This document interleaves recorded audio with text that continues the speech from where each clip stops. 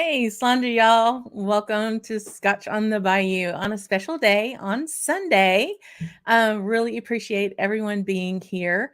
Um, Super stoked about today for many reasons, but just want to say hello and welcome some folks. I know they're joining us probably for the first time over here in the Bayou across the way big pond. For my special guest tonight. And we'll get to that. But yeah, we're going to talk. It's a new year, right? So happy new year to everyone.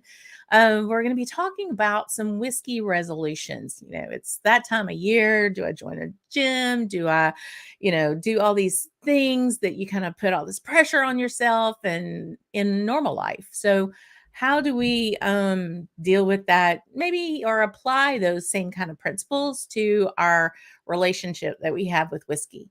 And so I'm excited to kind of delve into that. And I want to hear from everyone. We got a good group of folks on already. And I wanted to say hello to see who all is on. Time for a Dram is in. Gregor, thanks for being here from all the way not in your normal spot. You've been globe trotting quite a bit, friend. Thanks for being here. Jimmy Jazz and Pete Head. Oh my goodness. So many folks. Molasses, great to see you. Hey, Arwen, thanks for being here. Good afternoon. It is an afternoon, and I hope this is a more palatable time. We have a few folks on. I saw that uh, that uh, Hoagie is on and Andrew is on, and they are normally in the wee hours watching us and watching me come on. And this is awesome to actually have a decent hour, I hope, for you both on that for sure. But hey, Hell's Wild is in. Good to see you. Happy New Year. And thanks so much for being here. This guy, I'm super stoked. Mark JG is actually going to be here this week. I get to see this guy. I love it when I get to see my whiskey peeps. It's awesome. And Andrew, again, like I said, normally, isn't this a better hour for you, Andrew, than getting up in the middle of the hour to join us? Though I do appreciate that. And Andrew's got a special part in our show today, and we'll get to that in a bit. But yeah, so it's New Year's, and Friday was a big holiday of sorts in Louisiana. And it was the Epiphany or King's Day, and it's the 12 days after Christmas, and it represents the wise men and the kings finding the Christ child. But in Louisiana, it's the beginning of Mardi Gras season and the beginning of a king cake. So my folks came over today to help me with a few things, and I want to share with you one of the wonderful things about Louisiana. So hang on, what's that? And this is shout out to my friends at Oak Point Shopping Center. So this is a grocery store who make these cakes, and they're called a king cake. And if I could send you all a king cake, I would do it. But this one has different flavors. So think some of them are more like a cinnamon roll. So that kind of bread dough with a cinnamon kind of running through it. Probably with cream cheese or a fruit filling and then icing on top. And we normally put the three colors of Mardi Gras, green, purple, and gold, in the sugar on top. Well, now we've gone off the rail in Louisiana, and we have all kinds of different ones, including a bourbon pecan one that is very good. But this one in particular, I'm gonna show you, is a king cake, and it's Oreo. So it's chocolate, and it almost has like that marshmallow fluff kind of icing. And so that may be what we have for dinner tonight. But happy King's Day, happy Epiphany. Another one fun thing, we kicked off the live shows last year on Mardi Gras. It's always a Tuesday. Fat Tuesday is what Mardi Gras means. So we will have another one on February 21st is Mardi Gras. So you'll enjoy that. We'll throw another Mardi Gras party while we have some drams. So just checking in again to see who all is here. Hoagie is here from Germany. Great to see, friend. Yes, awesome. And False Crab, great. Thanks for being here. I really do appreciate it. We're super stoked. We got Multi Mission and Chad Anderson and all my peeps and all my barfly friends and Martin Fielder. Oh my goodness. just everybody came out. Thanks for being here on a Sunday afternoon. Normally we're at Tuesday evenings, and I'm loving the fact that we got folks from other time zones that can finally join us. Good to see you, Gino. Thanks again for being here. And Bill, awesome. I'm trying to catch up. I don't see how Roy does this. I really don't. Hey, Scott. Yeah, so we're getting in there for sure. So resolutions and trying to the whole premise about a resolution is for betterment, right? Um, why do we I guess new year, new me, trying to figure those things out is a good time as any to start those things. So I wanted to kind of talk about some of that. Andrew Butler has sent over by way of mule and pelican and owl and various non-standard delivery mechanisms has sent a blind challenge to me back in June, and I was not able to do that when I had all the internet problems. Well, now we've got Screaming Fiber, and we're fabulous. So we've got the blind set up because my cohort that for today, my I would definitely say my partner in crime and dear friend is going to join me in that. And I would like everyone to welcome my dear friend and Mr. Scotch aficionado. That would be Mr. Roy Duff. Aquavitae. Happy New Year. Happy New Year. And Sandra, y'all, my dear friend. Thank you for being here. Fantastic. It's great to be here, Leanne. It's fantastic. This is the first time I've been on in front of a camera since well, in 2023, let's say. So it's a pleasure. I can't think of a better way to do it than with you. Although I'm not sure, I'm not comfortable right now with the whole blind thing. I've been sipping through these and going, oh my goodness. I Maybe know. I've not had enough whiskey over the holidays.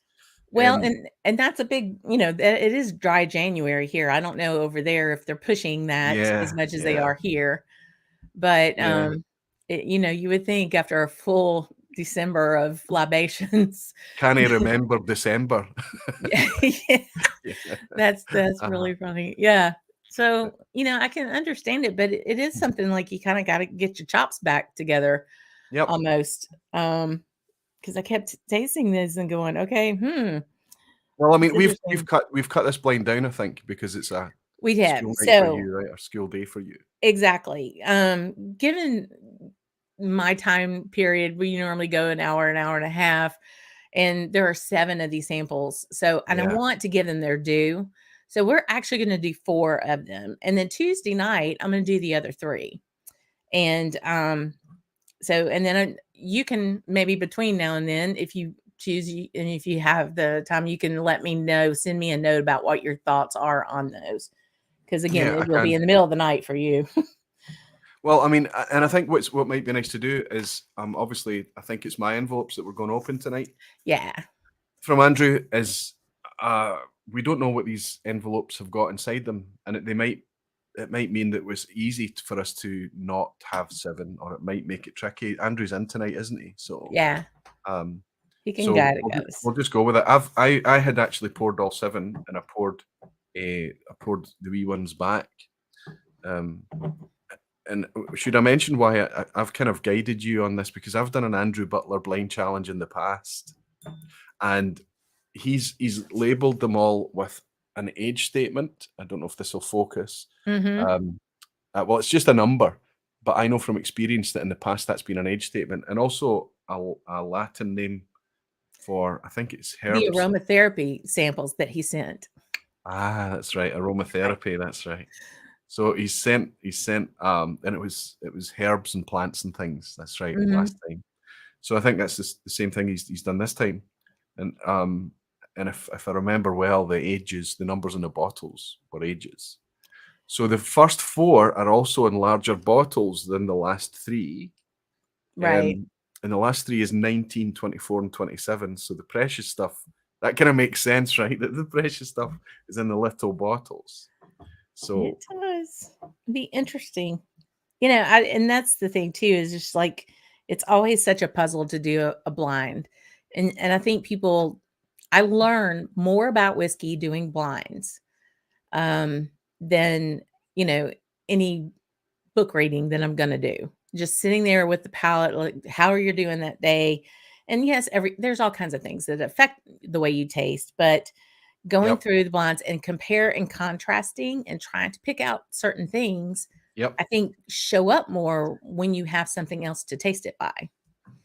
Often, yeah, and that doesn't need to be another whiskey. That can simply be a beer or whatever else it is. Mhm. Anything that's changing the chemical makeup of your palate, right, highlights different things in the glass.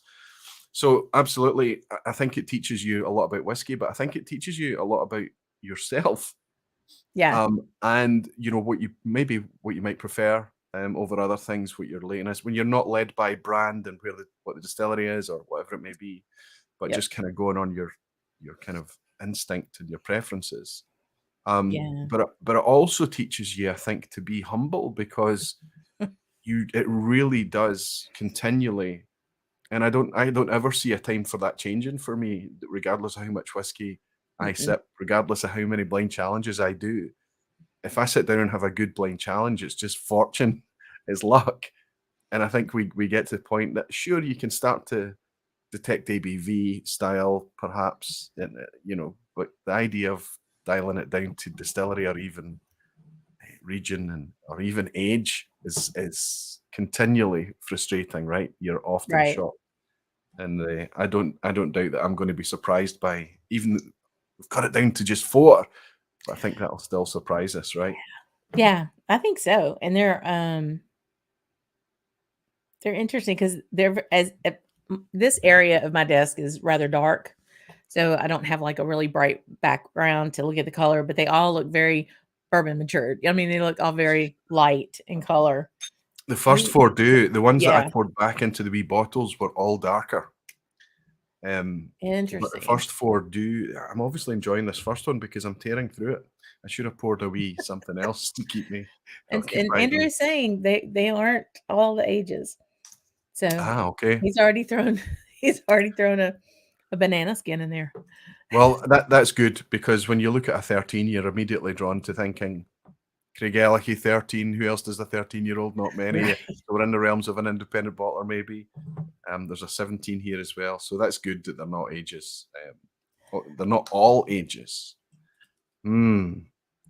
He's an interesting man. He's a sneaky man too. And also, I get the impression from Andrew that he's been enjoying whiskies for so many years, Leanne, that he's going to have some quite interesting things in here. I imagine that Well, he has a it very was interesting and eclectic collection at home as well.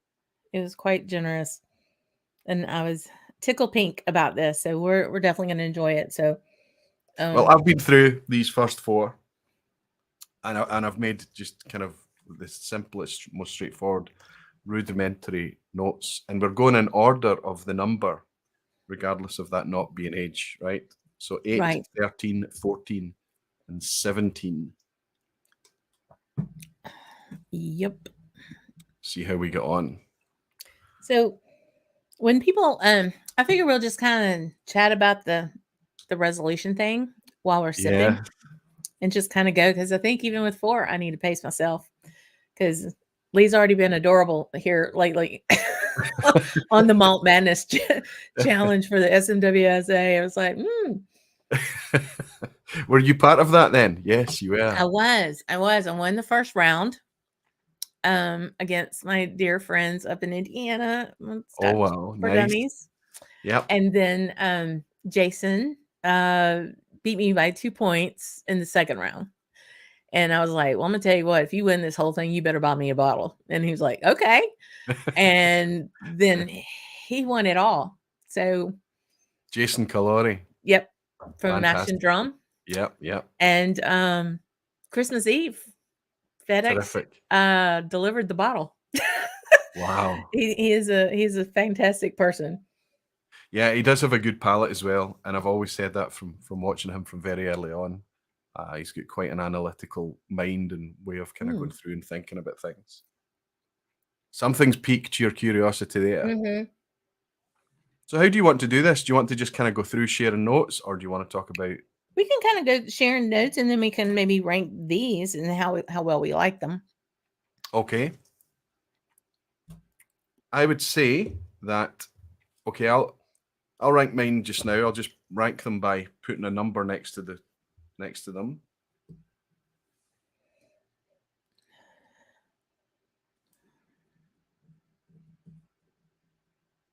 And that's me committed now. I've just written it down on a wee next to my notes here. I've been waffling back and forth.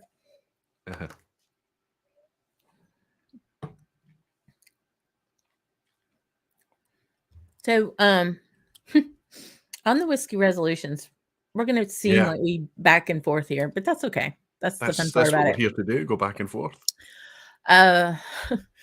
Some of the, to resolve means to pledge, to I think in the context of resolutions, to turn a new leaf and to make some systematic changes. And I don't know that everything in our life needs to have systematic change. I think we put too much pressure on the first of the year to like charge into that year to be something that we, that's probably not attainable all the time. Yeah.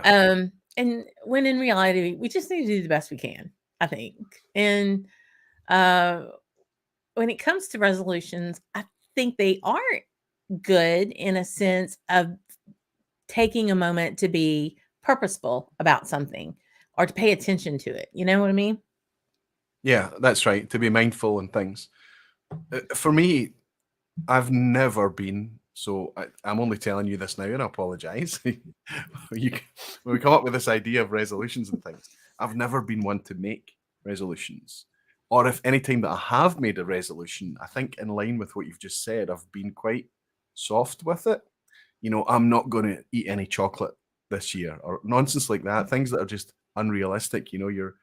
That's not kind of, that's not attainable. Yes, you're starving yourself of things that you enjoy and you love and things, and what's the point of being alive if you're going to do that? But I think as we come out of to January, I don't know what it's like your side of the Atlantic, but there's this sense of you take down all the Christmas decorations, you get rid of those, and you clean up the space that they were in, and everything's kind of opened up again, and the room look different, and there's the light starts to change quite quickly, and there is a sense of renewal. I think there's a sense of kind of change or embracing, embracing a new year, starting afresh kind of thing. So with that comes this concept, this idea that you're going to try and make some conscious out loud changes and maybe commit to them by sharing them out loud, right? So other people are aware of them, perhaps. And for me, in the context of whiskey, I've got a fabulous excuse not to challenge myself too much because of what I do now with the channel, right? And I think everybody wants to reduce their consumption, maintain balance, spend a bit less, be mindful, keep everything in check. I think that's probably the obvious things. But for me, I think I'm going to be try to be much more, and it's kind of almost crazy saying it out loud because I would do this anyway, more mindful about what the channel needs, what the viewership needs, the people that are coming along and participating, what their needs are. Because I'm sure there would be some people that would pay attention if I just followed my own preferences and my own whimsy and things. Right. But I think I've kind of enjoyed this place where I want to keep a finger on what's happening in whiskey generally. So if I judge a whiskey or talk about whiskey or critique a whiskey or just recommend a whiskey or enjoy a whiskey, I want to be able to know contextually against its peers, against its price point, against everything else that's out there. I want to have an idea that actually it is good. And I can't do that if I stay in one lane or narrow the field, right? Right. So I'll commit to my first then this year. Probably I'll have an extra focus on availability. Because a lot of things that I've spoke about in the past, and I think it's right to talk about it. Just because you can't get it yet doesn't mean I shouldn't talk about it, but I think I need to kind of try to make an effort. And every blind lineup I do, every kind of selection I put together, whatever, there has to be at least one or two things that's available to everyone everywhere. Because that's the fuel. I realize that's the fuel of the channel. Behind the scenes, I can still indulge myself and pick up independent bottlers or new things and that kind of stuff, and all the while try and keep the compass calibrated, kind of thing. Yeah. But generally, I realized that we need to focus, I think, on not just what's cool and what's trendy, but what's good and what's available. And then, of course, talk about the things that might come along a bit later, I guess. I don't know about you. Is it hard for you watching stuff when the content is about things you can't get? Sometimes, you know, but I also know it's something to look forward to, you know, and if it's something so interesting, I've got ways to go find it, right? Yep. So, for example, about 3 weeks ago, Isla Rosé is now available to be purchased in the state of Louisiana. Amazing, right? I mean, I almost threw a party. Yeah. You know, and Gregor had sent on his blind, that first one we did before his trip over last summer. Yeah. He sent me the inaugural release, and I went nuts over it. I just went crazy over it. Still don't have a bottle of it, but I mean, I knew I wanted it. I met Alistair. Yep. He's a fabulous person. Yep. He's on my list to go see next summer too. And you know, so while I wasn't able to get it, I loved hearing about it, you know? So, and I could have gone and bought it overseas and had it sent over or something like that too. But it was good to know. But I totally get where you're coming from on, you know, the perspective of, you know, your personal whiskey resolutions as opposed to someone who puts content out, you know, Yes. and Yep. like how, because what we do, we want to help service the information out to folks. Yep. And I love one reason just love all the people in the chat because you can learn, as you've well said many times on your show, you can learn so much about the people in the chat, right? Yeah. And that's where they have these great ideas, and it's like, okay, well, you have a platform that you can grab some of that. I have a platform I can grab some of those ideas, and then we can put that out to everybody so that they can have, you know, more thought process on it or choices and things like that. So, you know, I when it comes to things like buying bottles, you know, why, if you pledge to buy less bottles, why? You know, because you have enough and you need to go through them, or you just want to cut back on the dollars that you spend. You know, it's not just to make a resolution just to throw it down and stick it on the wall and say, hey, yeah, I'm going to do that. And then, you know, the first time you see it art in a market and go, well, there went that one. That's right. You know, what do you mean I can get a Tobermory? What do you mean? You know, so it's all in context, I think, and that's why, you know, go find you a nice salty Well, briny Scotch. a friend Gregor, time for a dram. He's in the chat tonight. He's got yet another year where he's suggesting he's not going to buy any whiskey all year for 365 days.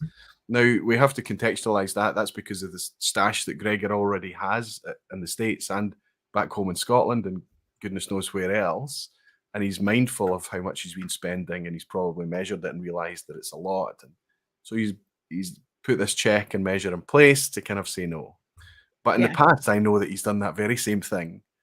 And sometimes he's done okay. He's cut it back to 6 months and managed it. And other times he's fallen I was gonna say, pretty well, early. to me, I remember seeing a couple pictures of this last trip with some Yeah. bottles in it. Yeah, exactly. And it's So, kind of, you kind of like, well, if we're honest, we're all in it for the flavor chase, Leanne. We all love the flavor. We love the new discovery, and we love sharing whiskey. We love enjoying it with our friends and everything. But we actually like a lot of really selfish things too. There's a really nice thing about just sitting on your own with no one else in the room and sipping a whiskey, and it's just you and the whiskey. That's lovely.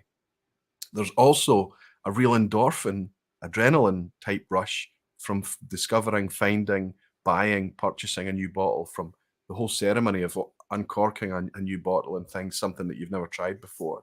So these are all at play when it comes to you over accumulating. And they're Yeah. not going to go away just because we're in a new year. those No, they're those not. motivations, They're right? so not. They're so Yeah. not. Well, So let me share this. I love it. The yeah, resolution is to spend more wisely on quality and not quantity, and to meet more barflies and wonderful whiskey folk this year. I mean, that's such a lovely, and that's when it tastes the best, right? absolutely. Yeah. Um, I mean, Thursday night, Mark JG will be here, and with another whiskey friend that he introduced me to, and Brady, that you might have met in Austin. Yes. Yeah. And so we're gonna have one more time. Mark's gonna cook steaks for folks to come over, and they're bringing some different scotches over, and everything's gonna taste great that night Yeah. because you got your whiskey people together. I Yeah. love that. Thank you for sharing that. For And sure. the thing is, Helen, is I'm going to have to, if in order for you to buy more selectively and buy quality over quantity, then it's incumbent partially, at least a little bit, on me to buy quantity to make sure that I can help you pick the quality. Does that make any sense at all? So a lot of the new stuff, we worked very well together as a community. It is very bi-directional, as you've already pointed out. And if we can crowdsource this thing, and you start to trust recommendations from people that say to you, listen, Roy, I've just tried this and it's excellent. That helps me narrow it down. And then obviously if I can find consensus in that, then I start to talk about it and share it, and hopefully that helps people like Helen and Andy there to not spend too much money. I think a lot of our community comments on that quite regularly. We can't guarantee they're going to love everything that we recommend or that we love, Right. but I think we can heavily reduce the risk factor for them, Absolutely. especially if they find that there's some kind of synergy between their palates and ours, right? So, I Yeah. mean that's so. There you go, Helen. Another resolution for me is to buy more. So, The Bill's like, I resolved to try more bourbon, and you failed miserably. So this year you're resolving to try less bourbon. So I'm oh, there you guessing go. the adverse may happen, and you'll have more bourbon to go. That's Wee for bit sure. of reverse So, psychology for Bill. right. So tell me what your thoughts are on these as far as favorites, or Well, just kind of a if ranking. stick my nose into 8, and I trust you've already made your own notes because we can just speak I loudly now and have, not lead each other, right? So, yeah. I mean, I wouldn't turn any of these down. no, my favorite was the second one, which is the number 13.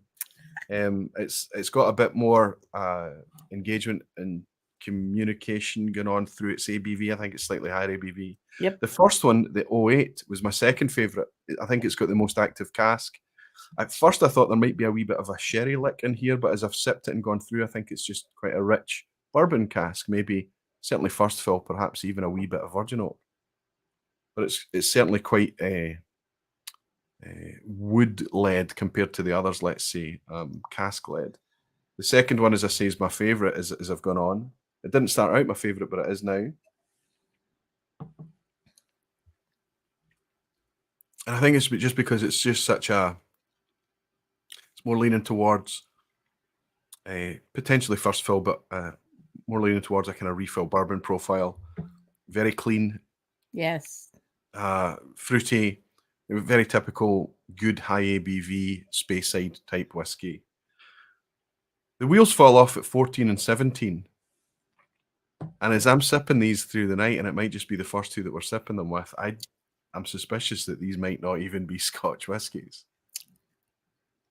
Mm.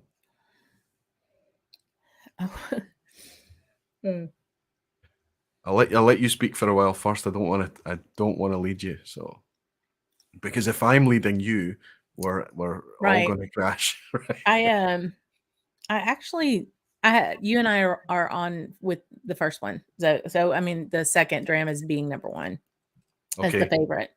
And ironically, it's in an Aqvavitae glass. Well, that's you're leading yourself there. Dun, dun, dun. No, so I grabbed all my favorite YouTube glasses and distillery glasses to get all of these out. So I've got used Scotch test dummies, Glengoyne and Lefroy glasses going. So I'm kind of I keeping on track. don't even have any of those Aquavitae glasses myself. What? I don't have any of my own glasses. I managed to keep one set. I kept one set and I put it to this. I've still got the original the ones that they gave me as kind of prototypes. So I've got the prototypes, if you like, but they've not been used. But the very last set I was keeping for myself. And then I heard somebody, I came across some comments in the Barflies page that somebody had missed out on them and they were pretty bummed. And I was like, oh, well, I'm not sure where I'm going to do these again, but I'm not using them. So I just sent them off. So I don't even have any of my own glasses left. I've given them all. Oh my goodness. I might have one or two around, but I certainly couldn't put my hand on one if I wanted to. So that was your favorite as well, the number 13. Yeah, and the 08 is also my number 2. So I'm flipping between the next two. And the 17 tastes like new make to me. I think that it smells like new make and it tastes like new make. Yeah, I would certainly much more spirity, but I think that there's a really kind of on 14, which is the third dram, especially in the finish, it goes this kind of really kind of almost saccharine sweet, sickly sweet finish. But both have this really quite grassy herbal theme to them, to the point that you might even consider that something like 17.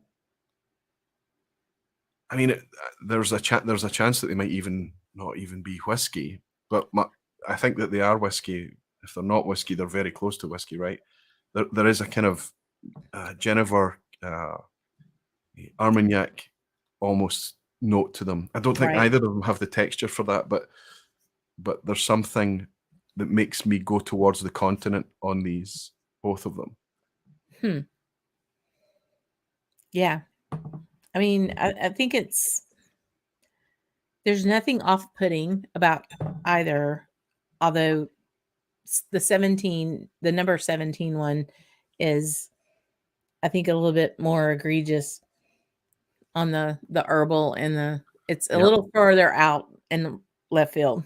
Yeah. If there's a non-Scotch here, you're right. I think 17 is it. Well, I'll open the first envelope. Okay.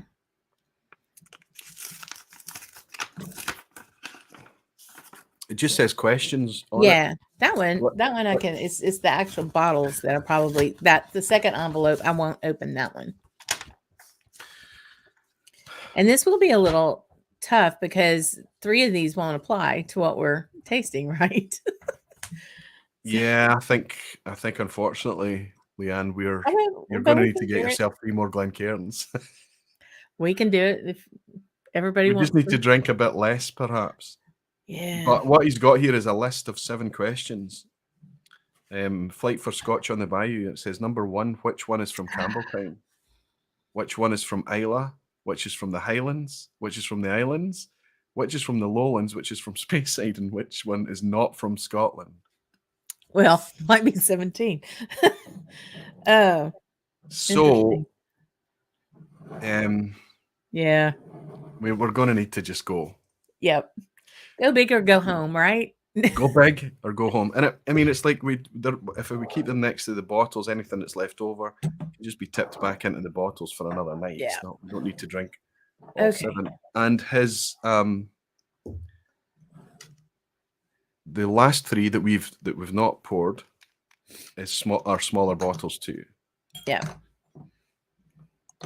So it's quite tricky that he's asking us regions, because you and I know a good moment to talk about regions, that especially as things move fast in the direction of whiskey developments in the way of lots and lots of new expressions being released and lots of new distilleries opening up and releasing, that regionality, or a concept of regionality, is becoming. I still don't think it's bunkum, but to hang your jacket on it would be a mistake. Unless Andrew's picked very, very typical classic examples of the style that we might come to as something coastal and funky from Campbelltown, something Right. peaty and smoky from Isla, something sweet and fruity from Speyside, something light and grassy from the lowlands, etc., etc. Unless he's picked absolute, classical, Regions. stereotypical examples, Right. where we're just shooting blind. But I think you and I agree, and I'll make notes for both of us then, that our number 4, which is marked 17, is the non-Scotch. We'll just lock that in, will we? Yes. I even tasting, because I had the other 3 poured, so I'm a little ahead. Definitely. I'll go with that one. And while Which we're one? tasting, go ahead. Which are we? Have you got the other 3 poured now? I do. Let's sip 19 together. Ooh, 19's lovely. I'm gonna throw this up real quick. So George, sweet friend George, his resolution is to finally finish some of those whiskey samples great friends have sent me, and that I've been shamed. Do not shame yourself. It's shamefully too long. Yes, I understand, and we've discussed this, George. You and I have. We can help each other out this year. I will be your sample buddy. Okay. You nudge me, I'll nudge you, but no shame is involved. So Roy, will one of my over the holidays chores is actually a purposeful event, was to go through all of my sample bottles and catalog them in an Excel spreadsheet, because I wanted truly to see what I had, which is embarrassingly, unbelievably wonderful. Yeah. Okay. And over 100 of them. And I'm just, and some of them don't have the person who gave me their name on, and I couldn't remember. It's And the it just worst. broke my heart, I've got a set of these little green labeled ones that I got just before Christmas, and I went, fantastic. And I put these up. There's some really interesting ones that have been discussed recently, like this Bladnoch Leora, which is a recent release from Bladnoch. And I thought that's great that that's come around, because somebody's been recommending that to me to look into. And if somebody's been kind enough to send me a sample, that's 2 people recommending it to me, right? Yeah. That's the kind of bi-directional thing. And there's even a wee mystery dram here, but nothing on the box. It was just a master of malt, and then nothing on the label. So I'm like, who sent? So immediately I've just gone, that's amazing. I'm going to send a wee thank you note. Sat down, picked it up, and went, oh my goodness. Retrieved the box from the trash, and no mark on it, nothing. So I've obviously, and looking at them all, it's just ABV that's written on them. So whoever sent me those, you need to let me know. Absolutely. I'm very appreciative. And But I think George makes a great point, and you do too. But I also think that you can't say, I'm going to try more of these samples and fulfill your moderation goals if you're doing what we're doing, because we need to be drinking the things that we want to build themes around and content around, and we also want to try the things that people are sending us. So that becomes a real balance challenge there, doesn't it? And I'm the same as you, Leanne. But that's the reason I did the cataloging, because I thought with all the cataloging, there has to be a theme within it. Absolutely. And so I've already pulled out a couple of them, like, ooh, I can do something built around these, or these. And that way I can then honor that. And when you do drink your samples, I started last year the hashtag drink your samples on Instagram, and that way people can, put that out there, show that they're drinking it. But it is to be able to kind of go back to that person and say, thanks for sharing this with you. This is what I thought about it. And it's tough because time, and trying to get that accomplished and to get back to that person. But yeah, I mean, and it is a little bit difficult, but and you're certainly not going to clear all the samples in 1 year. That's not going to happen. No, you're going to get more, I'll tell you, but if you can kind of, get to some of them again, cut yourself some slack, right? You might remember. I'm just going to make an ABV note on this one. You might remember at the start of lockdown when I went from 2 V pubs a month to 2 a week.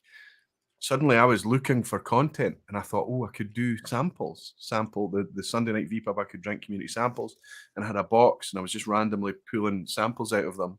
But my sample stash went from being just a wee bit uncomfortably outside of manageable to impossible to manage in the space of 2 or 3 months.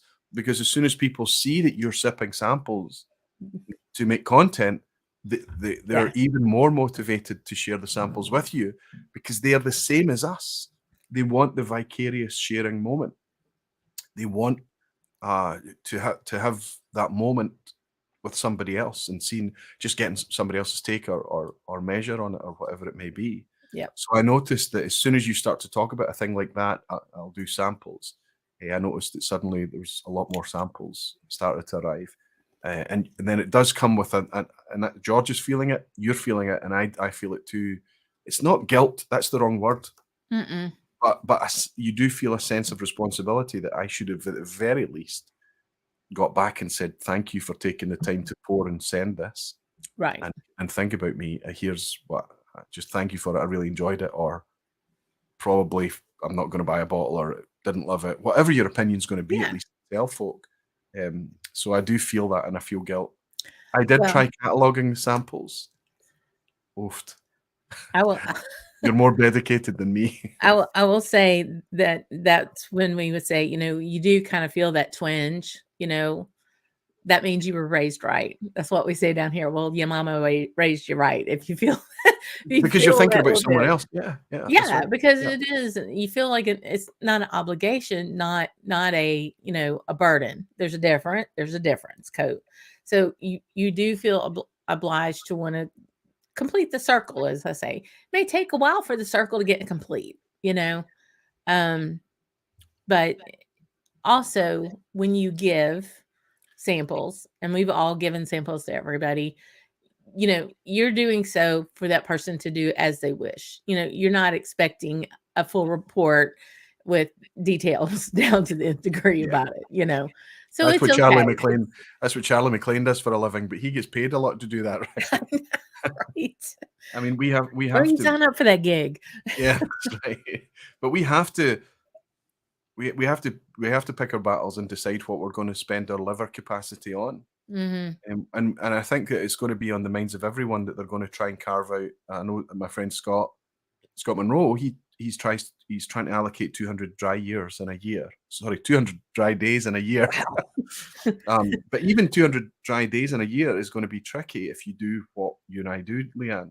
Yeah. I know that that's tricky because for me, just to do 1 or 2 dry days a week was already tricky.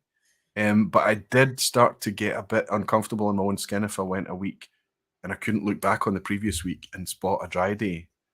That's not, because you just know, it's not necessarily that you feel bad or anything. It's just that you have a sense of, that's not ideal, is it, Roy? Right? Right. Just carve out a night that you just don't need it. You don't want it. Yeah. So I think that would be a reasonable resolution, would it? Just, again, it's awareness and mindfulness, isn't it? It's all about the mindfulness and paying attention to it instead of just being on automatic, and the amount or the frequency of what you're drinking. I mean, we'll have to fill out these insurance and this doctor, how often do you drink alcohol and how much do you drink? And you're going, yeah, about that. This little every day, all side day. hustle I've got is but I do not usually drink every day. I probably only Tuesday nights for sure. Thursdays is if I can get home at a decent hour after work to catch the last hour in the quiz. And those other buddies I have for Thursday night. But there's sometimes that I'll just try to push off a weekend not to do that. And just to kind of draw it out. And especially if I know, so for a week from Wednesday, I'm flying to Seattle. and I'm meeting with my friend Jennifer and Chad Anderson, who's on here, my friend Terry Lamb, and we're all gonna be at the Victoria Whiskey Festival, and it's really my Yeah. first big girl festival, Yep. So moderation and balance is going to be really important. So I'm Yeah. trying to not pregame a whole lot between now and then, because I know that there are going to be some incredible drams, and I want to be able to really enjoy them, and not just say how many things can I drink, but what I want to be more selective when I get up there for sure. Yeah, I mean, it's difficult. You can't schedule a program and agenda or whatever. Let a bit of serendipity play and things like that. But step away, step back from the tables, chat for a while. Just use your water and things. Um, uh, this is. I've been caught out I've never been caught out to the point where I'm struggling to function. Yeah, But no. I've been caught out to the point that I'm drinking really good whiskey and I'm not tasting it. Yeah, that's And I what I think, don't want. yeah, and then Gregor, who's a professional drinker, he doesn't let himself down very often, but he came across to one of the Edinburgh festivals before Christmas in Scotland, and he's probably caught up in the whole thing with his buddies and his friends and everything, and he's getting to meet a lot of people at the festival that he's only seen virtually. So you can imagine there was a huge kind of buzz and excitement in the air, and he's not thinking about what he's been drinking. And he openly said, I drank far too much. I wasn't even registering what I was drinking at the end of the session. And that's fine because you've had a great time and everything. But I think that the best time I've had has been able to enjoy the people, the meetings and everything, and still have the moments over the glass of whiskey.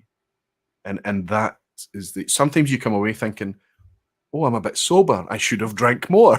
But I think that's a good thing. Yeah. That's something to aim for. It's not like we're short of whiskey, right? Mm-mm. If you Not can at come all. away saying, I remember those whiskeys, I remember talking to those people, I remember the discussions, I remember the moments, I think that's what to try and aim for, Leanne. But it's your Yeah, first big girl festival, so just put I your know. happy boots on and go for it, right? Oh, I'm so stoked, and then really, because two of my whiskey friends I've never met in real life, and that's going to be better than the whiskey. I got to say, I'm stoked about that. Well, I've tried my very hardest to focus on you and focus on the whiskies in the background. There's these three new ones that we've poured. Mm-hmm. And these are interesting. These three that we poured to extend this to the full 7. Because of the way we are doing it, I think we should probably just throw darts to commit rather than just kind of almost first pass gut feeling. Yeah, I mean, I what he's agree. given us, he's given us Speyside, Lowlands, Islands, and Highlands. So the only thing he's done is he's given us 6 regions in Scotland, and he's split the Highlands into Islands and Highlands. So, and then one that's not from Pardon Scotland that me, we've and let me already. step on my, which I think should happen. What was Let me that? get on my soapbox and let me. I really think the islands need to be their own. I'm sorry. No, I'm not Well, sorry. I used to say the same thing, but it can be their own because we can decide that. But as I've just mentioned, regionality is becoming less and less. Alistair Day's out there in the Isle of Rassay, and he's making peated, Yeah, unpeated. I He's know. making it in a wine cask. He's making it in a bourbon cask, a Chinky Pinot cask, and Exactly. sherry casks. And he literally, all these new distilleries are coming along, and each new distillery are following the footsteps of the recent innovators from incumbent distilleries that they want to be able to make a broad range. That's true. So they It's may have true. a core classic definable style of certain malts that they produce, and it may be that that's a classic representation of the region, but the regions are becoming less and They less. are. I think. And you throw an independent bottler in there, and all bets are off.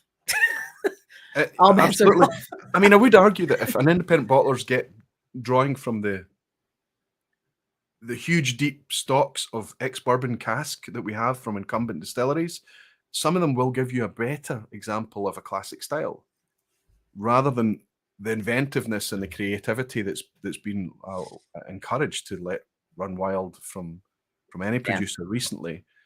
But you're absolutely right. If you add in all the plethora of variation that the independent bottlers, then you consider things like blended malts. There's just Regionality, then what they're actually trying to do there is just to make a product that's better than the sum of its parts.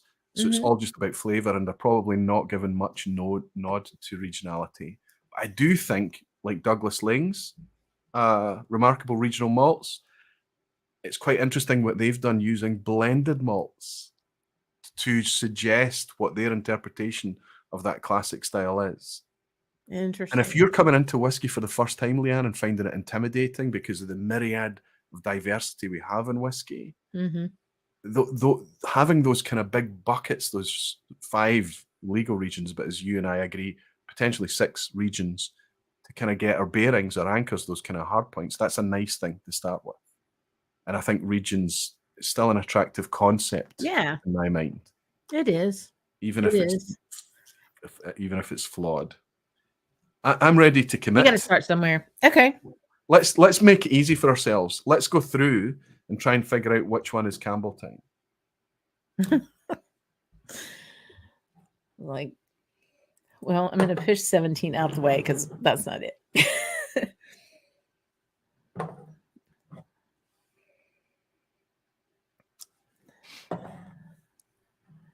There was a funny comment I have to throw up here. Multi-missions.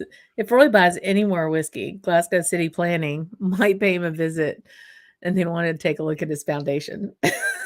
Yeah. Well, again, it's I need to try and get through it, don't I? And I mean, while I've got all those bottles here, some of them have just got a little amount left in it. I have far too much whiskey for any one person, but to have what I don't know, the frame of reference that I want to have in order to do what I do every week, I don't have enough. Does that make sense? Is there ever enough? Yeah, that's right. What was it? It's Mark Twain that's credited with saying, too much of anything is bad, but too much good whiskey is barely enough. That's right. But I mean, I'm thinking about, so many people bring things to me that I've not tried. That Bladnock that I mentioned in that wee sample bottle there is an example. There's so much, and I don't need to try everything, but if I'm going to kind of have a good sense of trying to recommend quality and engagement, I need to try as much as I can. Jimmy Legs bought a wee dram. I was I saw that and I couldn't see who it was. Thank you, Jimmy. Thank you, my friend. I appreciate it. There it is. Yay. Happy New Year to you too. This is the best I could do. This guy's gold. What you talking about, friend? No, I mean, I do appreciate you, Roy, coming on today, and especially Andrew was sweet to share this with this blind with the both of us. But I'm looking forward to it. I'm really looking. My folks who come on often know that I'm planning my trip back over. Had a trip planned for 2020. We won't go into why that didn't happen. And so now we're in the process of figuring out exactly how it's going to happen, if I'm going to come over for a little bit and then Mark's going to come over, because the third time over, I'm finally getting my husband to go. He'll be coming to Scotland with me. And I can't wait to see you again in real life and your lovely family. But just getting back over there, and I've gotten over ambitious on my planning, I can tell. And so I'll float some things in front of you, but Gregor's going to help me with a levity test. And one of our Texan friends, Travis Keltner, got in touch with me, and he sent me a map that he'd pre-programmed in his agenda of 2 weeks around Scotland. And he's measured it probably in miles, and he's put a pin in each day, and he's thought that's doable, and he sent it to me and asked, and I've replied to him. I've not heard back. Might have offended him. I've suggested that he halves his itinerary. Yeah. Do half what you're intending to do. Choose just east or west or north or south, however way you want to half it. But I can see that what he's doing is he's coming here with a mindset that this is a bucket list trip. He's going to do it once, and he's going to have to do as much as he possibly can. I would suggest that the quality is going to be, the moments are going to be much better and more meaningful and more, all the little incidental people that you meet along the way. You know the story, Leanne. We've talked about it at length. I know. Leave lots of space for that. If you just go into visitor centres and just tick the box, buy the distillery exclusive, do the quick tour, and leave, you'd be better off just taking a virtual tour or something. Really, it's okay. I'm being a bit cruel, but no, but because I think people don't understand that things are a different speed there, you know, and it is not just about the liquid in the glass. It's about the people who made who made it. It's about the environment that grew the malt. It's the whole package, And I had a long list, and I was like, "Oh, I want to do all of it." I'm like, "No." And then so I started crossing things out and saying, "Okay, next trip, and then the next trip, and then the next trip," because I don't want to sacrifice the experience of something, and especially to bring Mark into it for him, because he's my biggest cheerleader, and he's so very supportive of me doing this crazy little thing, that he really, I want him to see the magic I see in it, and if we're just trying to go to distillery, it's not going to happen. It's just gonna be stressful, and I don't want to do that. So I've got the first pass, but I'm going to have to get the red pen out and start marking things off, I think. Yeah, I think that's right. I think it's almost like you imagine something like an onion, and the skin on the outside is the whiskey. And in order to realize how that skin came about, how you need to get the layers underneath, you need to peel away, you need to touch the ground and visit the spots and talk to the people, and then bizarrely go and do something that isn't associated with whiskey whatsoever, a tourist spot, a landmark, whatever it is, but it feeds into the story behind the whiskey. And I know that's really whimsical and romantic, but it just makes sense. It's always the sense of place kind of thing, to quote Dave Broom's title of his new book. Right, do you think we're in a position to closely I tell you what, quietly, can we do it quietly without giving anything away? We'll lock in our own individual numbers. So number for the questions, you mean? Yes. So number 1, Campbelltown. Let's not share each other. There's one here that I think. By the way, are you getting peat from anything? I get a couple peats, yeah. Okay. Very lightly.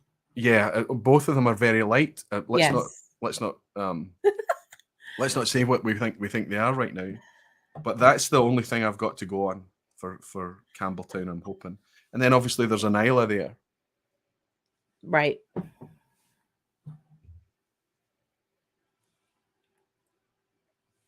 Wow.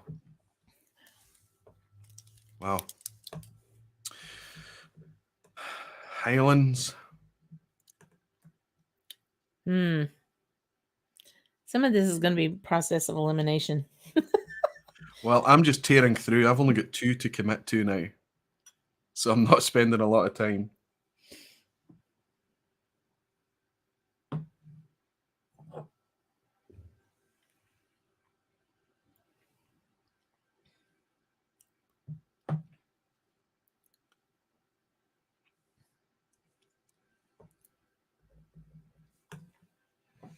Oh dear, I know I'm wrong here. So what does that leave me?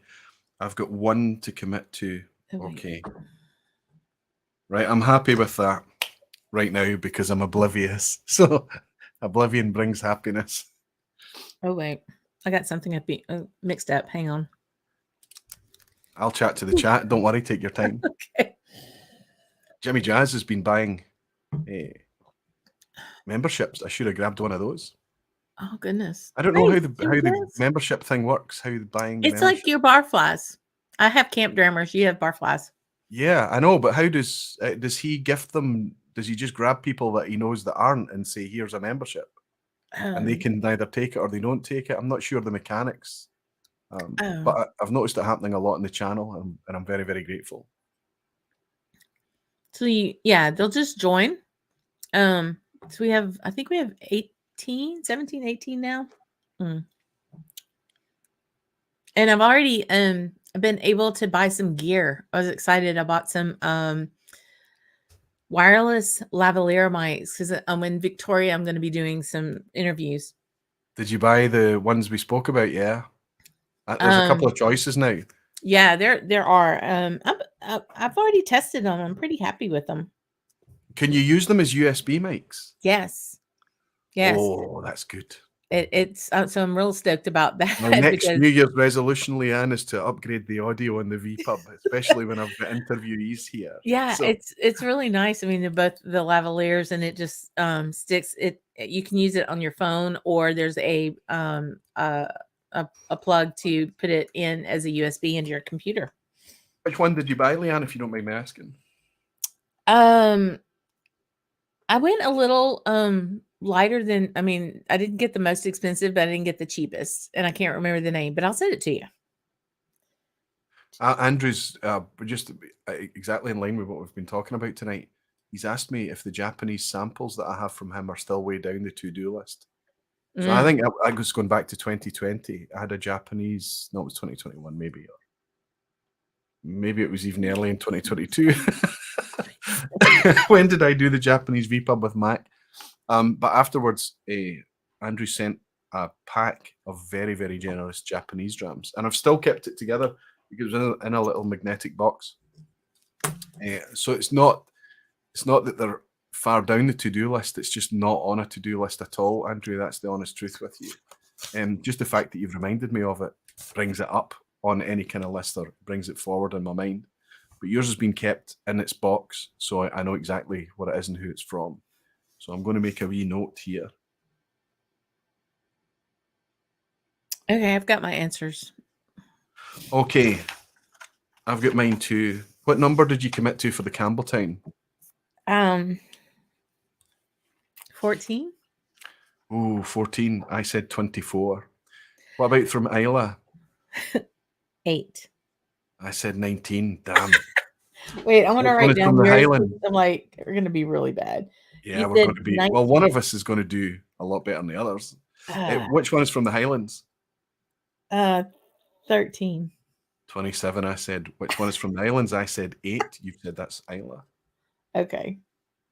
Yeah, we flip. Okay. The lowlands? No, what about your islands? What's your islands? Oh, 27. Okay. The lowlands, I said 14. Okay. We are not aligned in any of this. That's My hilarious. Goodness. Which one is Speyside? from Speyside? 13, I said. 13. So we have consensus on none apart from the one that we led each other on, that we vocalized, that we thought 17 is the only one that we do. Yeah, yeah. So let's open a second envelope here. Oh my gosh. This is gonna be crash and burn for me, I can tell. Falsgraf is saying, when I was introduced to whiskey, I thought that local maturation was a thing. It is a thing, Falsgraf. Nostalgically, it lingers in my mind. Place of maturation should determine region. I think it's very much part of it. If you're centralizing, I understand why you would centralize scale and everything. I understand all of it. Real estate, but I think you make a very valid point. You can't talk about regionality when you. Oh, here we go. Wow. Have you seen that? No. Yeah. Okay. This is amazing. These are. You're opening the same as me. Yes, these are amazing, Andrew. Good gravy. So we've got a Glen Scotia Campbelltown Malts Festival limited edition 2008 vintage, 57.8% ABV. Wow. We've got a Kalila Stitchell's Reserve, which is unpeated Kalila. I believe it's unpeated Kalila at 59.6% ABV, 2013. Okay. Highland Single Malt, 27-year-old rare find. Stuart Smith over 2 decades at Royal Mill Whiskies. Oh, so that's a Klein Leash. I know that. I think, sorry, I shouldn't be saying that, but I believe that to be a 27-year-old Klein Leash. Jura Distillery Cask, a 19-year-old distillery cask, charity bottling, charity cask 1708. What does SAMH stand for? That must be the charity at 55%. Kingsbarns Dream to Dram, 46% ABV. Oh my goodness. The Station Hotel 24-year-old Speyside. Goodness gracious.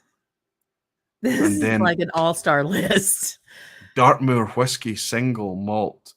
Bourbon Bourbon cask, cask. 3-year-old, cask 5, 46% ABV. Well, I think I'm going to stick with that being number 17. Yes, I am too. But with this, I definitely, with the ABVs, I need to adjust some mine. I know.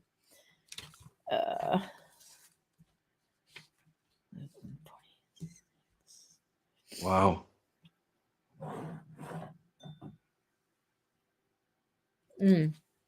Andrew. Hun. Yeah. But these Around here, I'd hug your neck.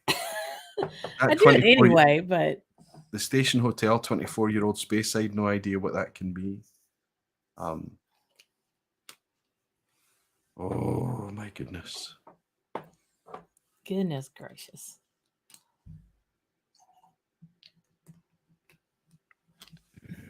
The Scottish Association of Mental Health. Wow, that's a fabulous thing to support this Jura. How lovely.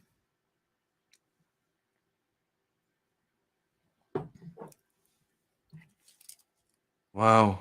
So I'm gonna do a little ciphering on the ABVs because I think that's where I need to pay attention.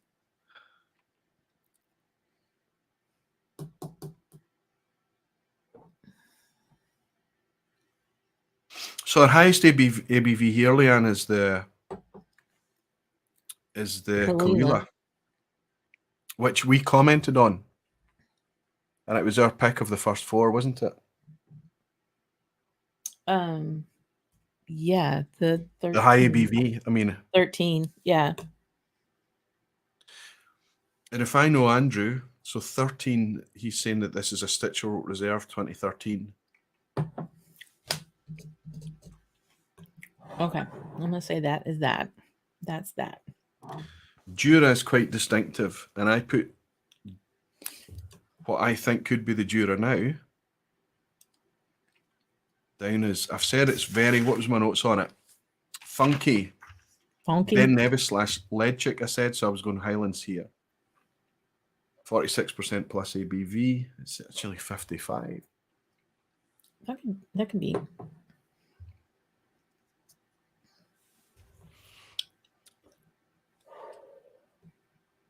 But it's a Jura.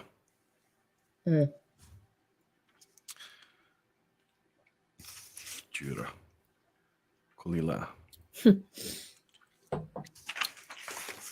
Okay, I need a bit of water. I feel like I'm speed dramming here. We are speed dramming, and don't ever let that sound like a complaint. It's not. It's not. But it does, darn. It does throw me in that briar patch.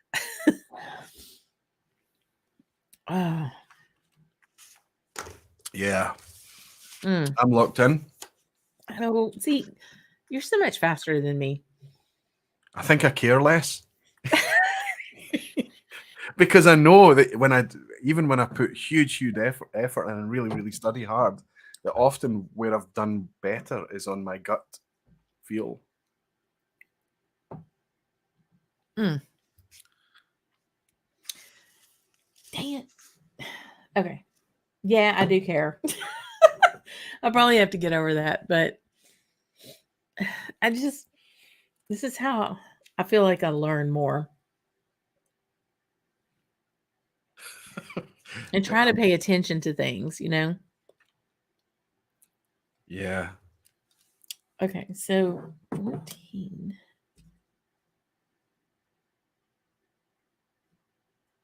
Yeah. That matches up with the ABV. Because there's like 4 of them that are just kind of right in the same hotness, you know? Hotness. Yeah. ABV. Yeah.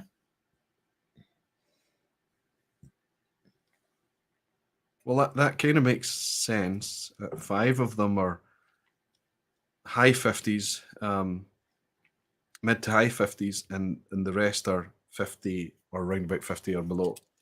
So, but obviously our favorites have changed, right? Yes. Okay. So I have 2 more and then I'll be ready.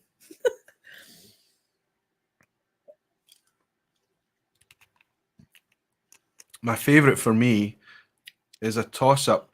It was originally a difficult toss-up between the last 2, but as we're sipping along and smelling,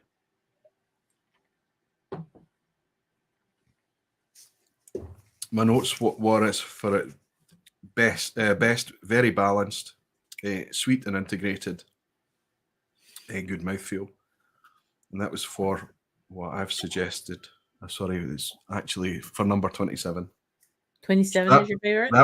that would suggest it could be the 27-year-old, what I think is a Klein Leash Highland single malt from Royal Mile Whiskies. That is, yeah, because that's so, I get the wax on it, right?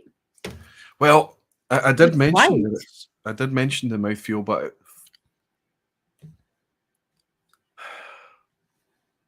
a wee bit. Okay. I think I know what I'm, yeah, I totally switched all of my stuff. So I'm gonna actually let me go and commit to this reworking of the Highland. I totally changed just about everything. That's hilarious. Okay, and that one stayed, and that one stayed. Okay.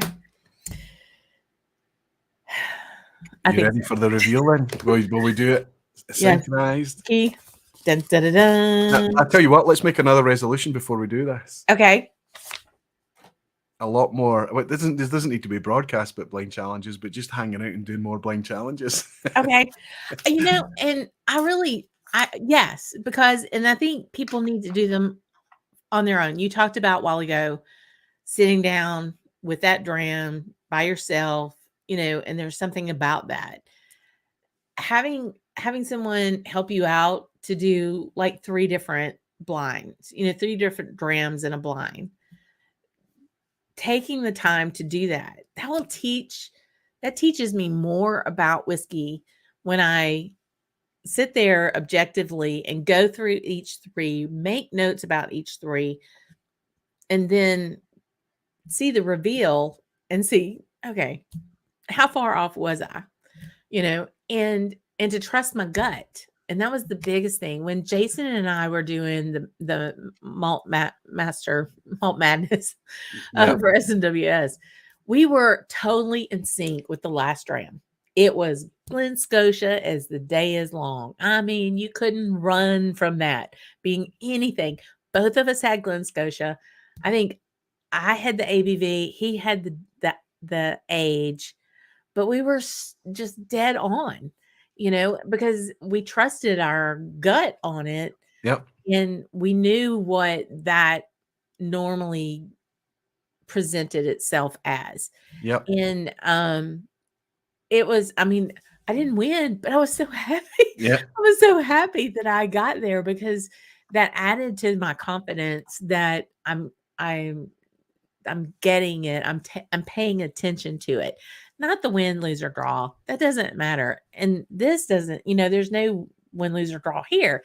What it is just being able to, start to pick out those things that you Absolutely. recognize. And I just love it. It's so much fun. And no, even when you're on a high and you've nailed a distillery, you've nailed an ABV, you've nailed an age, you've done this, and you think, wow, I'm starting to get my head around this. That you are, and that's wonderful. But the very next blind challenge you do, just with 3 drams that you've poured by yourself and mixed them up on the table, and you still get them wrong, and the whiskey takes your trousers back down again, and you're right back to square one. It's quite humbling, is what it is. Unless obviously you're much more talented than I am, perhaps, but it's likely that's what it's going to do to you, right? It's just the way it is. Okay, let's get our key ready and go.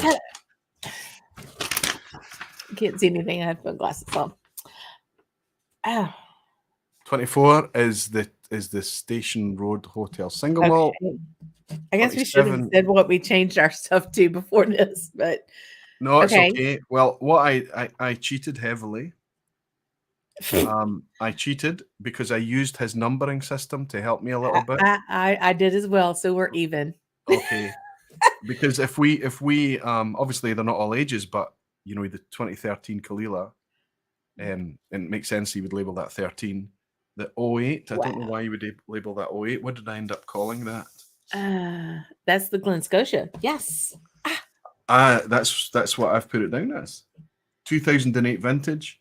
So he says that. The Kingsbarns, what did he put the Kingsbarns down as? As 14. Dream to Dram. So, okay. Using Andrew's numbering system, I've got 7 out of 7 at the end. But I think that's not important. It's the wee bit in between. How many did we get right in between? Oh, now that's where you're going to kick my ass. I really don't think so. So the Campbelltown. Yeah, you did. Well, so okay, so Campbelltown was 8. Neither of us had that. That's right. Isla was 13. Neither of us had that. That's right. The Highland was 27. You had that, so that's a Roy. The Island was 19, and neither of us had that. The Lowlands was 14, and you had that. The Space Side was 24, and I had that. And then we both had the non. So is that a draw then? About 50%. We were about 50%. So yeah. So there we. What are we calling it? But once we knew what they were, we nailed it. So awesome, fantastic blonde there. With the help of the numbering system, we I know, right? I have to raise a wee glass. Friend.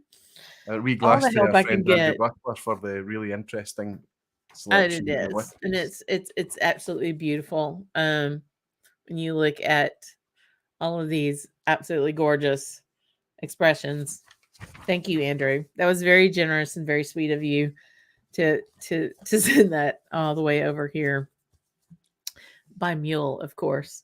I was telling Roy, you know, we send things by pelican here in Louisiana. It's a state bird of Louisiana, and they have that big pouch in their mouth, and you can stick bottles and drams and all kinds of things in there to ship whiskey. It was actually, I'm trying to think who put these. Did Gregor give these to me? I think Gregor gave me these. No, I think Andrew shipped them to me. I think he was coming over to Scotland, and I think he was leaving them or sending them. He left them at the Bon Accord. Yes. Yeah. So the mule in this example was Andrew himself coming up to Scotland. I don't know why we never had a chance to meet up when he was up last time, but we dropped him off at the Bon and I eventually picked him up. But that's my Sunday night sipping sorted out. None of that's gone back in the wee bottle tonight. No. And you know, with the Sunday afternoon, you got me day drinking, which we're professionals at that here in Louisiana. So you know, and it's before Mardi Gras, it's before Ash Wednesday, so everything goes. Yeah. It's it's not the time of day, it's the amount of drink. Surely. It is. Surely. It is. I was just saying the books I sent the girl, the kids last year. Mardi Gras coming up, so it's February 21st is the actual Mardi Gras day. So they can get their mask if they still have those. And they do. I know James liked the beads. So yes, he did. Yeah, it was stole all his sister's beads on the promise that he wouldn't break them. Oh gosh. Yes. Oh gosh. Yeah. So John McShane, I'm going to see in Victoria. He's going to be there doing the master class on SMWS, and he told me, I saw him at the academy, and I had Mardi Gras beads with the Scotch on the Bayou medallion. And he's like, Leanne, I'm going to bring my necklace. And I'm thinking, what the hell is he talking about? Yeah. He's like, I'm going to bring my necklace to Victoria. And I'm like, John, what are you talking about? I'm like, oh, your Mardi Gras Yeah. beads. Okay. Yeah, So last we, saw John at he hosted an event at the Glasgow Whisky yeah, Club. I think he's actually still a member of the Glasgow Whisky Club. I'm sure he still is. probably. Yeah. So these are some of the more elaborate Mardi Gras beads. And I love this particular one because he's been on Bourbon Street and he's had a little bit too much. Yeah. You know. So Yeah, interesting pose there. yeah.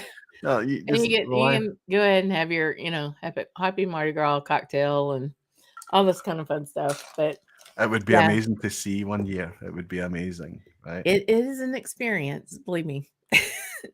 It is Yeah, that. But now this was fantastic. very interesting. These incredible drams, my heavens. I think if we're talking about, I've only got one resolution that I wanted to bring up, and it's interesting. It's going to be interesting to talk to you about it as well. I made a resolution last year, and it was more of a kind of wee pledge and promise to people watching that I was going to try and reply to every comment on the VPub. Not every one all the time, but at least the first few days after it goes out, go back and thank them for picking it up on the replay and things. And I know that I failed. I did much, much better than I've ever done before, despite the size of the thing getting bigger. But there were some VPubs, because of a distraction on the weekend, means that you just don't get close to it again. So even if you can pick it up on the hop, you're just grabbing comments on the mobile that you read. Yeah. You have to make a concerted effort to go in and sit down and actually, because there's no point in just doing the pre-programmed thank you, cheers to you, Yeah. no, No. a real genuine thank you to every comment. So I think I'm going to double down on that and try and do better than I did last year. There was only a few that I missed, certainly of the ones that came in immediately afterwards. Because let's be honest, Leanne, you and I love doing what we do, and I have a sneaky suspicion that if nobody turned up to watch what we did, we would still want to do it. But the fact that people do turn up Yeah. and help us and sustain us and encourage us, the least that we can do, I think, is just go in and say thank you, right? Absolutely, because the thing is, and that's a fan. I will match that pledge. Though mine won't be as laborious as yours, but it is important because the whole yeah, we would talk about whiskey, but you want folks to interact. And I think if anything the last 2 years taught us is that communication has to be both ways. It can't just be outward. And this way of communicating about whiskey and about these things that we really enjoy, whether it's the geekiness and the chemistry of the way it's made, or the flavor and the taste, and that, or the hunting of the thrill of the hunt of the bottle, or Yeah. whatever it is that brings you to the whiskey community, all of those things add to the overall experience. And when you've got a platform, and I'm so very fortunate to have had such great friends as you, Scotch for Dummies, Scotch Test Dummies, that have welcomed me into this community and said, you got a seat at the table, pull your chair up, um, to come here. I'm still in the awe stage that people want to show up and talk to me on Yeah, Tuesday yeah. nights. I don't think You know? that changes. I don't think that's going to change. I think as time's gone on, and every new year, every break that I have, I always kind of think about things and contemplate, and how am I going to change things, or how am I going to. But the biggest thing is like, why are people watching? What is what is the you're just like, so you have to put yourself in the position of before you were the creator and you were the watcher, and you were very, very happy. Yeah, You were even grateful that you'd found a community of like-minded folk. And yeah, now that we're on the other side for a wee bit, just trust and go with it and trust. yeah, Frank suggested that, it's going to be hard, and a wee love heart to say that you've read the comment or whatever, some recognition is enough. And I think, appreciate Frank's probably quite right there. But if we are able to find the headspace to actually sit down and focus for a bit and just hit some comments and things, I think it goes a long way to us kind of saying we remember what it was like to be watching on the other side and enjoying. And Mhm. we know as watchers that we didn't always hit the like button or leave a comment or do the thing. So I just to be I not everybody's going to step up and go behind the camera. Most people are Yeah. very content just to kind of watch when they can be bothered. Not everyone's willing to commit. But when you do commit to have those people watching, I don't think we'll ever tire, Leanne, will we? Yeah. We'll never tire of just being grateful for it No. and being and listen, don't that imposter syndrome, I hope you always keep it because I think it keeps you humble. I think it keeps you grateful. I think it keeps you considerate and kind. We all Well, after that middle round there, that'll do it. yeah, But yeah, I mean, because Andrew's a perfect example, Hoagie's a perfect example. It's 2 and 4 o'clock in the morning at 8 o'clock at Tuesday nights, and yeah, they're on, and I'm like, "Why?" yeah. And I'm so very grateful for it. You know, it's something that, yeah, I was a barfly first and always. I'm still a barfly, and so being able to be part of that community and then trying to see, what I can contribute to that while also feeding my own um need for information and discovery, and I think that's one of the things I love about your show is you're always after the next thing you want to learn and the next thing you want to know. And when you get excited about it and then you want to share it, and that's what the community needs is for people to share Passion. and to be The part of passion is it. just the I suppose the willing, the willing to do it, and obviously not for you to have the drive and the passion, but all for them to be able to pick it up as well. And what Yeah. you're talking about, I think that Helen at the head of the show tonight, and you suggested that it was a good one as well. To make that resolution to meet more people in the flesh and to shake hands and share drams and things, and that's great for for those of us that can, and we do thoroughly recommend it. But you were a barfly, you were watching the Dummies channel, we were all the audience together before we started to do this. And we don't need to have met to be friends. We know that. Mm-mm. So for those of you out there who can't get together, who's not going to Right. be able to kind of uh, just don't consider that it's a necessity. It's a wonderful reaffirmation that it's a real thing, Yeah. but we don't need to have met to be friends. And in fact, I'll go one further than that. That when we do meet, we have to remind ourselves that we're meeting. Does that make sense? Yeah, because you've already met. It's familiar. It's just Yeah, when you we already met know the each first other. time in Texas, we were excited and we were cognizant of the fact that we hadn't actually met physically, but there was no weirdness or strangeness or Mm-mm. who are you or what are you about, or it was just we just settled right in really, really easy. I felt that at least. So Yeah, absolutely. I mean, and and thankfully we have the technology for that because over the last 2 years, it was an absolute lifeline for people. And so one of my resolutions is related to whiskey is to be not only more present in my own whiskey journey, but to seek out more whiskey experiences. So it's like going to Victoria, going back to Scotland.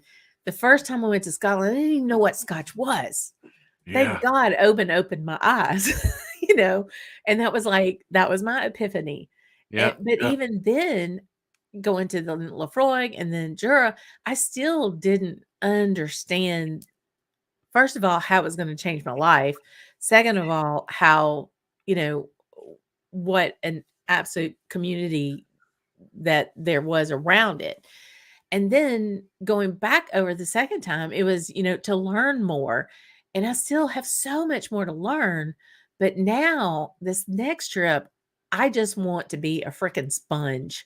I just want to soak up everything I can. And not get caught up in making sure I've got, video of everything, or I'm interviewing people for the channel and content. That's going to come, we'll get there. But I want to go for me so that I feel more comfortable in what I'm talking about, and to meet the need of my knowledge base. I want to learn as much as I can. And so that's why we're coming back over, and to be able to experience things. One of the things I want to do is go to the Speyside cooperage, because I just got to dive in to how that cask is made. Yeah. And so that's what I'm resolving for this year, is for my personal benefit, to learn as much as I can, enjoyably, not as a task, but to be enjoyable about it. I agree with you, and the idea of it's wonderful if you can make content while you're here and record stuff and share footage and things like that. But I've always found I am not good at that. If I put my head in the space where I'm making content, I forget to soak up what's happening, and I focus on the content. And I've discovered, I spent 10 days in Campbelltown and Isla this summer, and we scraped together a 1 or 2 ad hoc lives, and then eventually I just had a word with myself, and I said, just relax, Roy. You're here to learn. You're here to enjoy the people that you're here with and the place that you're, and just let the content will be better because of your experience. Yes, exactly. Absolutely. So, absolutely. Yeah. Man. Those are good resolutions, right? I think so. And I think they're attainable. Like we've given ourselves much of a, which I think we were always going to be the thing. Renewal is fine. Commitment is fine. But really, whiskey is actually about detaching from all of the things that we have to do and enjoying the things that we like to do. Yeah. So why would we? Awareness and balance is important. The fact that we're even thinking about it is enough. Yep. Is that lazy? I don't know.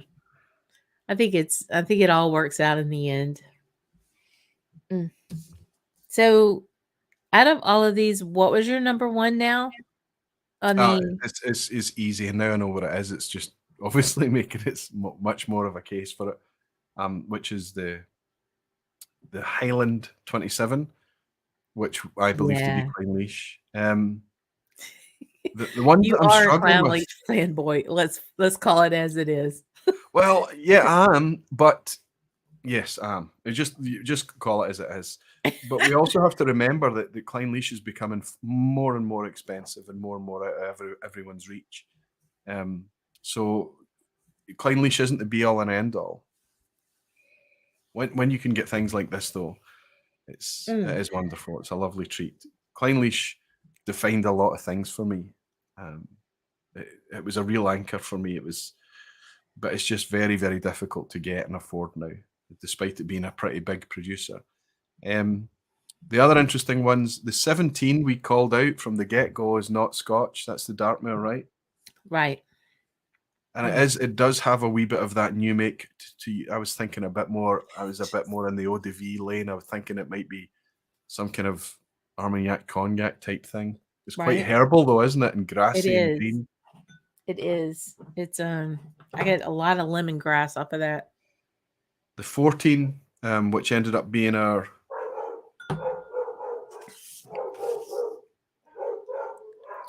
Kingsbarn Stream to Dram. Yeah.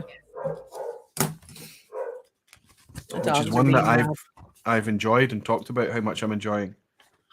I've got 2 different Dream to Drams down there, and they're 2 remarkably different drinks.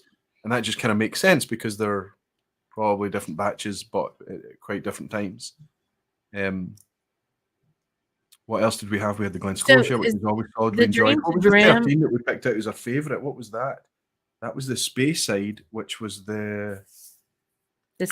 Oh, we didn't know what that is. That was a hidden distillery type thing, wasn't it? Yeah. Station Hotel, 24-year-old Speyside. So either it's from Speyside Distillery, which is possible, or it is just a generic Speyside. Now, the King's Barn Dream to Dram, is it a series? There's not a I know King's Barn it's on a their shelf core in it's South their core Louisiana. range. It's their Okay. core range. But when you think about a young distillery bringing out a core range, it's inevitable that they're going to experience more, or it's understandable, let's say, that they're going to experience more flavor drift over their batches because they have much lower stocks. And as they're Right. making stock, they're trying to lay stock down for the future, Sure. as well as there potentially be a demand on what they're making right now. So Yes. each new batch that they bring out of their core range, they're going to be able to draw from more mature stocks or a wider. So I mean, we hope that there will be drift, but we hope that the drift is going to be in a positive direction from these newer And distilleries. it's amazing. Hoagie says when the cloud leash dries up, you can just go for the brewer. See, for somebody that's been into it as long as Hoagie has, He then knows. probably he's got a wee stash of Brora on a back burner Oh, somewhere. I'm sure. I'm sure. But I'm going to go back up here to Jose. That's very sweet of you, Jose, to say that. Yeah, it's not easy what we do every day, every week. But yeah, that's really sweet, friend. It is, and we purposely want to make content. We're certainly not trying to just do this only for ourselves, but we're hoping it's valuable for folks, and the feedback is tremendously appreciated. Yeah. Good, bad, and indifferent. Even the bad feedback is fine Yes. because some of the most valuable or useful feedback I've been has been more critique in its tone, And which is it's fine. constructive criticism. It's all in Yeah. the intent, and the intent to make it better. Yep. It's very welcomed. Yep. Yeah. We need it all, and it's just keep building it, Leanne. Just keep doing it. Keep giving people that reassuring pocket of time. But what a wee word of warning as you go out. Now that you've got internet, you can genuinely commit and build this thing, right? But you might find yourself coming to rely on it just as much as the audience. And it's Well, not because you need the company, it's not because you need funny. the positivity, but you realize that there's a value in it, that it's a good, positive thing. And when you take a break like I have this last week here, Thursday night comes around and you go, oh my goodness, I'm missing this. I should be, I'm not at work. I should be in that seat. I should be doing the thing. I took off the Tuesday between Christmas and New Year's and had dinner with one of my best friends, and it was lovely to catch up with her. But there was this, I feel like I need to be home in front of my computer. Yeah. Because I do. I mean, these folks are, they're your peeps, and you want to be around them, and you're ever so humbled that they want to be around you. I know.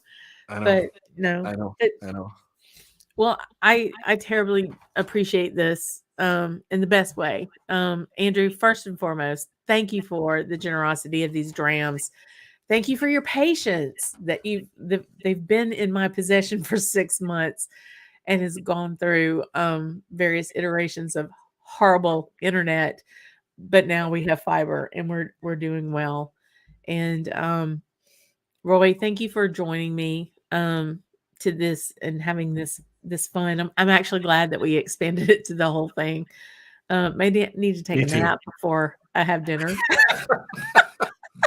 Well, let's make that a resolution. My 2023 resolution is that I'm going to have a nap after my Sunday live streams.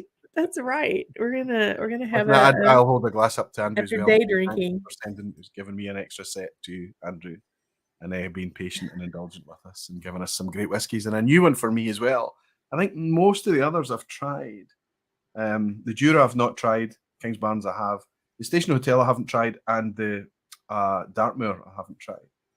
But the rest of them, I mean, it doesn't mean that I'm going to spot them in a blind that I've tried them before, but Right. It's nice to try new things. Well, thank you. This is great. And thanks for everyone that joined, all the barflies that came over today. Jose, thank you for the heads up on the Speyside cooperage. or Sandy actually, to let me know that it may or may not be open. I'll make sure before I show up. But I have been known to knock on the door, bat my eyelashes, and throw my Southern accent out there, and you would not believe the places I have been allowed to go to because of Well, all of those things. let's indulge Andrew. He's asked us, use your Southern accent. He's asked us to read out the Latin names. So let's do it alternately. Do you want to go first or do Okay. you want me to go first? Oh, you go first. Okay, this is the number 8, which looks like, I don't know if that's his font is really quite an interesting font he's using, right? It So is. It's very I'm starting my fancy. excuses early, but it looks like Lanhegia minutiflora, That's legit. right? So 13, I will say is Phroxinus cuspidata. Well, that's a good one. You had a nice solid one there. I've got 14, which looks like Horeum regalis. Very Horeum well. regalis. Very nice. 17 is Cineraria ferrara. That looks legit as well. Or is Okay. it Farfara? Ferrara. Yeah. And then we've got 19, which looks like Insula uberi. Yeah. Okay. Oh, yikes. Where's 19? Where'd it go? Oh, Leanne gets to pronounce this one. This is a peach. Is it 19 or no? 24. 19. 24. Yes. Oh, well, let me, I'm going to go with the long eye.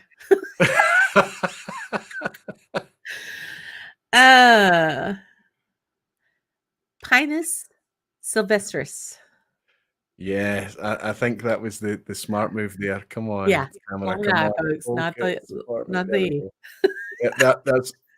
I think it's Latin, so it has to be Pinus, right? Rather than We're gonna the go with alternative that short one way or the other.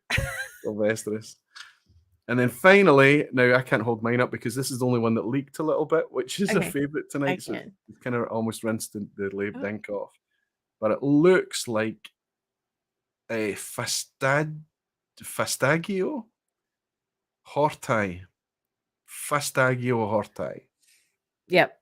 Or Fastagio. But if that's Fastagio, I don't know if Latin is a hard G rather than a soft G. So there we go. There we go, Andrew. We did. We gave our best stab at the Absolutely. Latin names. I think he just wanted one of us to. No, it's Pinus. Pinus. Never belittle the Pinus. Never ask a man how big a spread is in the state of Texas. I'll tell you that too. We are talking about pine trees now, aren't we? That's right. That's right. That genus, at least. That's what we're talking about. Oh goodness. No, this was wonderful. I am so excited that everybody came and partake. And I love doing this Sunday afternoon. So more folks can from over on that side of the world can join. Because I know it's not always easy to do that at 8 o'clock. It's 2 and 4 o'clock in the morning in the UK and in Europe. So I do appreciate my dear friend. And I'm super stoked because in like 5-6 months, I'm going to get to see your face in person. And I'm so stoked about that. It's like if I can get my dose of Roy every 6 months, life will be easy. That's fantastic because it's exactly the same way, the opposite way around. And I think this time you're going to get to come and obviously Mark will be with you too. Yeah.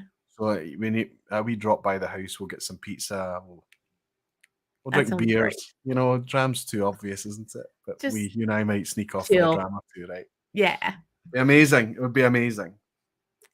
Most definitely. I want to thank everybody else for coming. Can you stick around for a bit after I say goodbye? We've got some whiskey to finish, Leanne, of course. I know, we do. A little bit. Everyone, thanks so much. I wish I could have kept up with the comments a little bit better. I don't know how this guy does it, but he's absolutely amazing.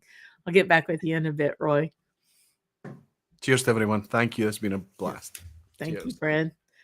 But yeah, it was super wonderful day. Oh my gosh, I just love this guy so much. He's such a genuine soul and very giving. And Andrew, thank you again for all the generosity and these absolutely fabulous drams. We'll be back on Tuesday night. Not quite sure what we're going to do, but we're going to have a lot of fun doing it. Y'all, thank you very much. For those who are new to the channel, come and see us. Think about subscribing and being part. Otherwise, I'll see you over as a barfly on Thursdays on Aquavitae. And until the next time, y'all, thanks. Have a wonderful day and sludgy, y'all.